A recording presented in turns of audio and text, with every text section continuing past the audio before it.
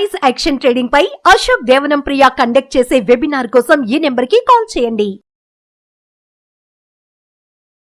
నమస్తే, welcome to Suman TV. నేను విష్ణు. ప్రస్తుతంతో పాటు ప్రముఖ స్టాక్ మార్కెట్ అనలిస్ట్ రామచంద్రమూర్తి గారు ఉన్నారు. వారితో మాట్లాడదాం.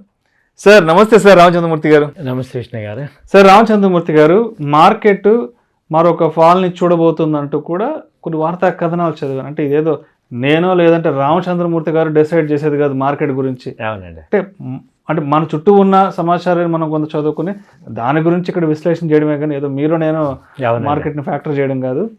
అంటే ఏంటి ఇప్పుడున్న సిచ్యువేషన్లో ఫాల్ రావడానికి అసలు ఏం కారణాలు ఉన్నాయి? అంటే హ్యాపీగా గవర్నమెంట్ సెట్ అయిపోయింది, మోడీ 3.0 రన్ అవుతుంది, మార్కెట్స్ కూడా మంచి ఆల్ టైమ్ హైలో 77,000 దగ్గర ఉన్నాయి, 23,400, 24,000 దగ్గర మార్కెట్స్ ఉన్నాయి. కాబట్టి అంటే ఇప్పుడు ఏమి కారణాలు కనిపిస్తున్నాయో నాకు అర్థం కావట్లేదు. మార్కెట్లో ఒక ఫాల్ చూడడానికి అసలు ఏమున్నాయంటారు? Just for education, information, knowledge purpose కొరకు మాట్లాడదాం కానీ అంటే మనమేదో డిసైడ్ చేయడం అనేది కాదు ఇక్కడ.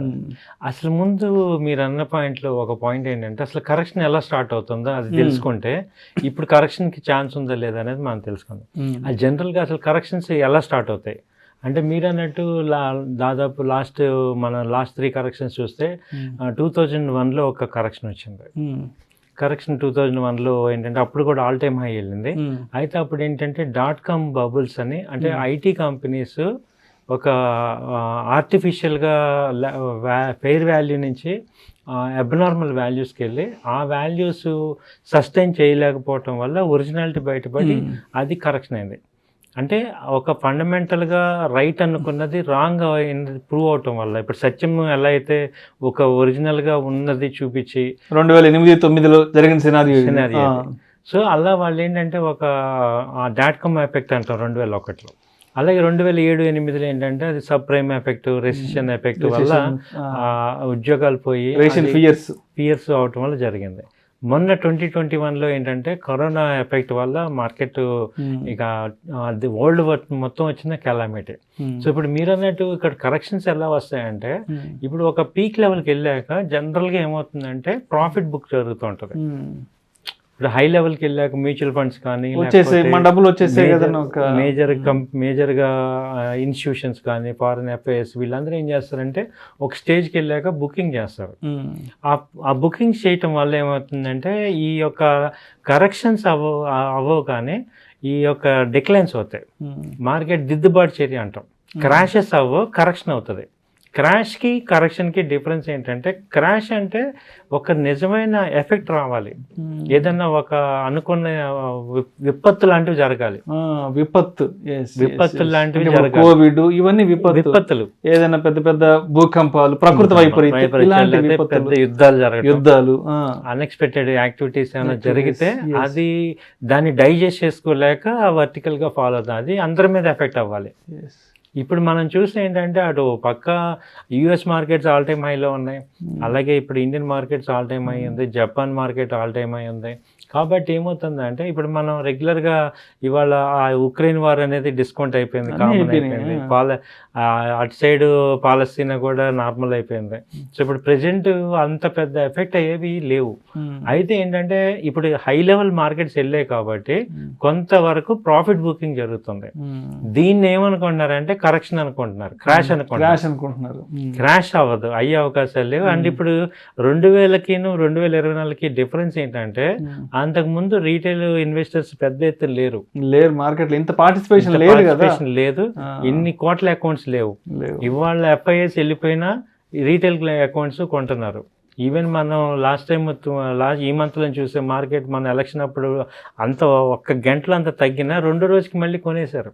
డొమెస్టిక్ గా కొనేసారు. ఇప్పుడు ఏమవుతుందంటే తగ్గినప్పుడు, క్రాష్ అయినప్పుడు, కరెక్షన్ వచ్చినప్పుడు ఆపర్చునిటీ కింద తీసుకొని బయింగ్ చేసేస్తున్నారు. కాబట్టి అంటే ఒకప్పుడు భయపడిన వాళ్ళందరూ కూడా వాళ్ళు ఎవరు భయపడలేదు, మార్కెట్ ఎప్పుడు తగ్గుతుందా అని చూస్తున్నారు. కాబట్టి క్రాషెస్ అవ్వవు, కరెక్షన్ అవుతుంది. అంటే దిద్దుబాటు చర్యలు అవుతాయి. కానీ ఇప్పుడు 100 రూపాయలు ఉన్న షేర్ వాల్యూ 150కి వెళ్ళినప్పుడు అది అక్కడి నుంచి 120, 110, 120కి రావచ్చు. అంతేగాని 100 రూపాయలకు వచ్చి మళ్ళీ 70 రూపాయలకైతే రాదు. ఇప్పుడు 150 రూపాయలకి వెళ్ళింది ఏమవుతుందంటే బుకింగ్ ప్రాఫిట్ అవుతుంది. 100 రూపాయల నుంచి 150కి వెళ్ళింది కాబట్టి జనరల్గా అందరం కూడా ఏం చేస్తాం, అంత పెరిగింది కొంత ఒకసారి బుక్ చేసుకుందాం ప్రాఫిట్ అనుకుంటాం హై రేట్లో. ఇలాంటి హై రేట్ రావటం వల్ల ఏమవుతుందంటే, అంటే రెండోది ఏంటంటే ఇప్పుడు కొత్త బడ్జెట్ రావటం, కొత్తగా ఇవన్నీ రావటం వల్ల ఏమవుతుందంటే ఇక్కడ ఏమవుతుందంటే కొంత ప్రాఫిట్ బుకింగ్ చేస్తారు. అందులో ఇప్పుడు ఏమన్నా సెక్టార్స్ మారుతాయేమో, జూలైలో బడ్జెట్ న్యూస్ ఉంది కాబట్టి ఈ మంత్ లో ఏదన్నా ఉన్నా అవి కరెక్షన్స్ ప్రాఫిట్ బుకింగ్ జరుగుతాయి తప్ప కరెక్షన్స్ క్రాషెస్ అయ్యే అవకాశాలు కనపడలేదు. సో కాబట్టి ఏంటంటే మీరు ఎవరు భయపడాల్సిన అవసరం లేదు. ఈక్విటీస్లో కొన్న వాళ్ళు ఎవరు కూడా అంత పెద్ద భయపడాల్సిన అవసరం లేదు. ఎవరు భయపడాలంటే ఈ ఆప్షన్స్ చేసేవాళ్ళు కానీ ఫ్యూచర్స్ చేసేవాళ్ళు కానీ చాలా జాగ్రత్తగా స్టాప్ లాస్లు అవి పెట్టుకోండి. ఎలర్ట్గా ఉండాలి, వాళ్ళు ఎప్పుడు ఎలర్ట్గా ఉండాలి, ఈ టైంలో ఇంకా ఎలర్ట్గా ఉండాలి. ఈక్విటీస్లో ఇన్వెస్ట్ చేసిన వాళ్ళు ఏంటంటే మళ్ళీ రీఇన్వెస్ట్మెంట్ చేసేటట్టు ఫండమెంటల్గా స్ట్రాంగ్ కంపెనీస్లో కనుక ఇన్వెస్ట్ చేస్తే మళ్ళీ రీఇన్వెస్ట్మెంట్ చేసుకునేటట్టు ప్లాన్ చేసుకోండి. సో పెద్ద ఎఫెక్ట్ అవ్వాల్సిన అవసరం లేదని నా opinion sir. Thank you sir, thank you so much Ramachandramurthy. Thank you sir, thank you. ప్రేక్షకుల విజ్ఞప్తి, ఈ వీడియోలో ప్రస్తావించబడిన అంశాలు కేవలం ప్రేక్షకులకు ఇన్ఫర్మేషన్ కొరకు, నాలెడ్జ్ పర్పస్ కొరకు, ఎడ్యుకేషన్ పర్పస్ కొరకు మాత్రమే వీటి గురించి ప్రస్తావించడం అనేది. పెట్టుబడులు పెట్టేవాళ్ళు మీ అడ్వైజర్ని సంప్రదించి మాత్రమే తుది నిర్ణయం తీసుకోగలరని మా మనవి. నమస్తే. ప్రైస్ యాక్షన్ ట్రేడింగ్ పై అశోక్ దేవనం ప్రియ కండక్ట్ చేసే వెబినార్ కోసం ఈ నెంబర్ కి కాల్ చేయండి. సుమన్ టీవీలో మీ పర్సనల్ అండ్ బిజినెస్ ప్రమోషన్స్ కోసం కింది నెంబర్ కి కాంటాక్ట్ చేయండి.